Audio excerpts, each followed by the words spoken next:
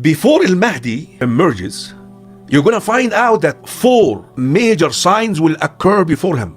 And by the way, this is what we call an interpretation, which is subject to error. And I'm not going to dictate it but obviously if you read the ahadith of Al-Mahdi, why would the Prophet ﷺ tell you, when you see the black flags coming, in that group of people coming from the east, in that group of people, there is Al-Mahdi, give him a pledge, even if you crawl on snow or ice. Think about it. Why would the Prophet say that?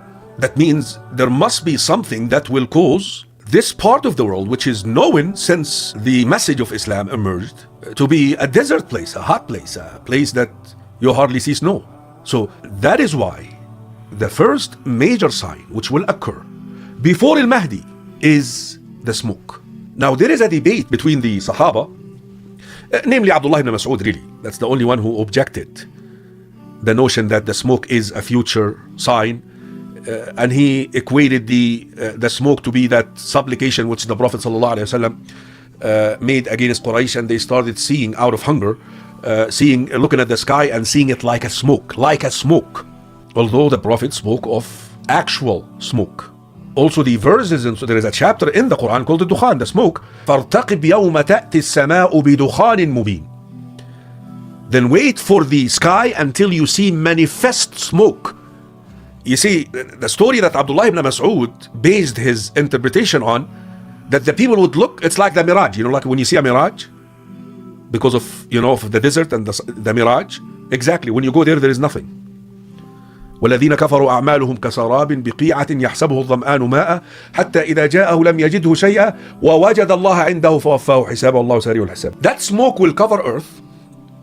Here is the debatable piece which no one can actually dictate, because there are 2 other major signs which will happen before Al-Mahdi. 3 major signs will happen before Al-Mahdi to change the condition of this world and to bring the world to a regression. And that also explains to you why in the world would the Prophet ﷺ speak of swords and horses when it comes to the battles of Al-Mahdi in particular. Why?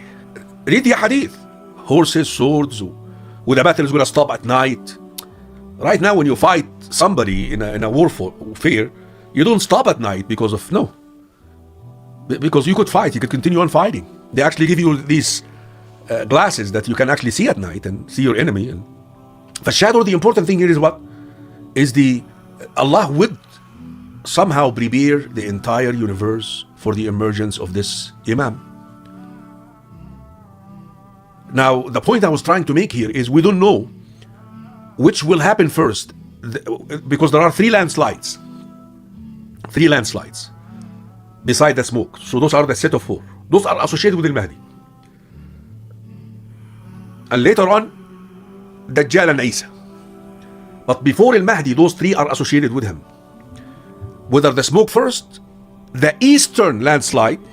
And when I say landslide, when the Prophet said landslide, he said khusuf. Khusuf. He did not say earthquakes. You see the word khusuf in the terminology, earthquakes in Arabic called what? Zalazil. But al-khasf is different. Khasf, that earth would swallow the whatever on the surface of earth. The Prophet mentioned 3 landslides. One in the east, the Far East, that would be China, part of China, whatever it is. One in the west, that would be America, part of America, whatever it is. But then one in the Arabian Peninsula. We know the one in the Arabian Peninsula is going to happen to the army which is going to come marching to hunt Al-Mahdi after he actually, under pressure, receives the pledge and he accepts it. Sufyani will send this army and earth will swallow. So those are 4 signs associated with him out of the 6. You're getting that? The smoke or the landslides, the first 2. So those are 3.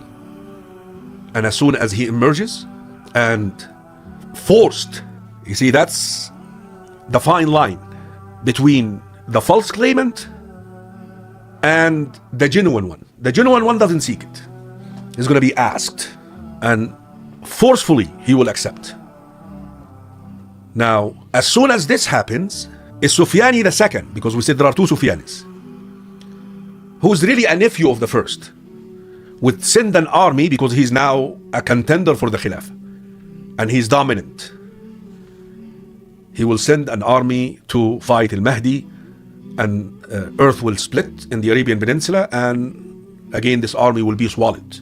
And again that shows you what the Prophet ﷺ meant by khasf.